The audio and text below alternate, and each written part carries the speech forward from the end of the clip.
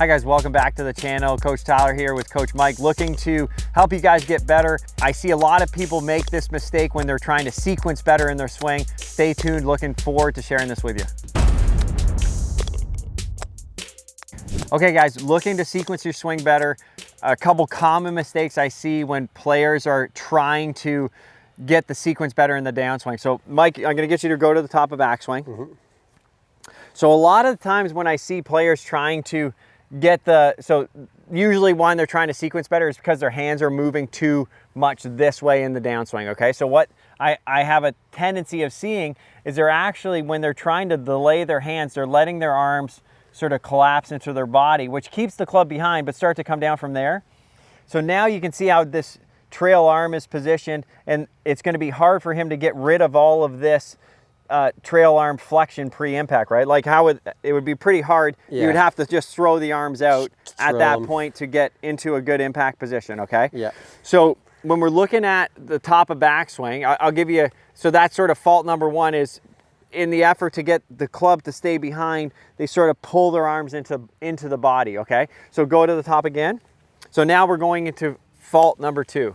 Okay, in fault number two, so if Mike winds it up to the top, this is him, so trying to keep his hands up so his lower body can start. But sometimes what I see is if they can't separate their upper and lower, their body starts to pull their hands outside of the golf ball or early in the downswing. So I'm referencing sort of his nose versus his hands. His hands have really worked away from his body early in the downswing, and that's in the effort to try to keep the hands in position. Go one more time to the top. So he's trying to keep his hands in position, but if he's not able to separate upper and lower, show me that first move down. So you can see how those hands are gonna move outside of his body pretty quick in the downswing. So that's fault number two. Again, understanding what your body can do is so important. You wanna make sure you understand it. Body movement assessment on the Assess Golf Club is a great place to start, but that's tendency number two if you're not able to separate upper and lower in transition. So this is fault number three. Mike's wound up to the top of backswing. So in his effort to delay his hand position, he's actually just gonna add too much trail side bend, and that's gonna lead into a position where, okay, now the lower body's starting to beat the upper body, but we've actually just done it by bending. So that's a really hard spot to get out of because now I'm really, really close to the target. Probably gonna lead to some hooks or big pushes from that position. Probably not the best on the back either to be in that much sort of side bend as you're transitioning. So that's fault number three. So in the effort to delay the hands, they're actually just going into this position and holding the hands back. But now I'm in a position, the only option I have is to swing quite a bit from the inside of that golf ball. And that's gonna be tough in the long run because you're probably gonna see some blocks and some pretty big hooks there. Make sure you stay tuned. I'm gonna give you guys a drill that's gonna help you sequence a bit better in the downswing.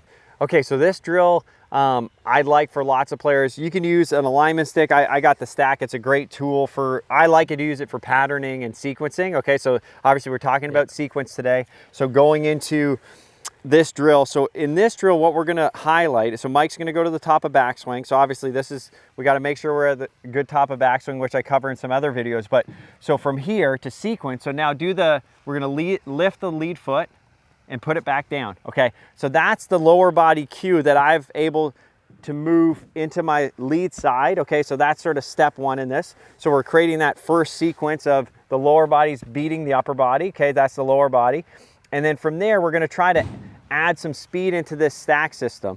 And when we do it, I want you to add speed, but also slow down. So show me that, Mike. So step and slow down, perfect. So when we're doing that, what we have to do is, first we have to create that little bit of separation, which is that foot going up and down. So that's that separation move. And then two, we have to get the club to start accelerating. Because again, if I try to sequence for too long, the downswing's so quick, it's gonna put the club in maybe potentially too far behind you, or for some people that can't separate too far in front. So this is a great way to help you sequence the downswing better. So we're up to the top, little step, and then accelerate. Perfect. So when he's accelerating with the Stack, you hear that little whistle noise.